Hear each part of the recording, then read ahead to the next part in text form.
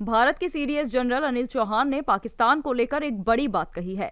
उन्होंने बताया कि भारत के ऑपरेशन सिंदूर ने पाकिस्तान को इतना परेशान कर दिया कि उसे अपने संविधान तक में बदलाव करने पड़े। जनरल चौहान के अनुसार ये इस बात का सबूत है कि उस ऑपरेशन के दौरान पाकिस्तान की सेना और सरकार की बड़ी कमियां और कमजोरियां खुलकर सामने आ गई थी। पुणे में एक कार्यक्रम के दौरान उन्होंने कहा कि पाकिस्तान ने हाल ही में जो जल्दबाजी में अपने कानून बदले हैं वो साफ इशारा करते हैं कि वहां की स्थिति ठीक नहीं है और वो डरे हुए हैं।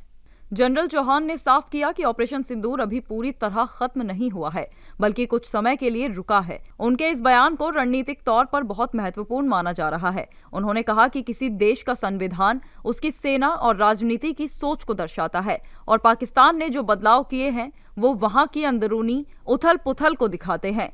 सीडीएस ने पाकिस्तान के संविधान के अनुच्छेद 243 में हुए बदलाव के बारे में विस्तार से बताया कि पाकिस्तान ने joint chiefs of staff committee के पद को खत्म कर दिया है और उसकी जगह चीफ ऑफ डिफेंस फोर्सेज यानी सीडीएफ का नया पद बनाया है।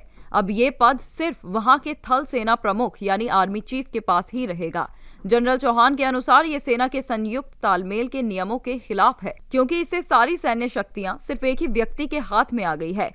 उन्होंने आगे बताया कि पाकिस्तान ने नेशनल स्ट्रेटेजी और आर्मी रॉकेट फोर्स जैसी नई कमान बनाकर शक्तियों को और ज्यादा एक जगह समेट दिया है। अब वहां का थल सेना प्रमुख न केवल जमीन पर होने वाली लड़ाई के लिए बल्कि संयुक्त सैन्य अभियानों और परमाणु हथियारों के मामलों के लिए जिम्मेदार होगा। ये व्यवस्था संतुलन बनाने के बजाय सिर्फ नियंत्रण करने पर जोर देती है। जनरल चौहान का मानना है कि ये बदलाव पाकिस्तान की उस सोच को दिखाते हैं जहां सिर्फ थल सेना को ही सबसे ज्यादा अहमियत दी जाती है और बाकी संस्थाओं को छोटा कर दिया जाता है।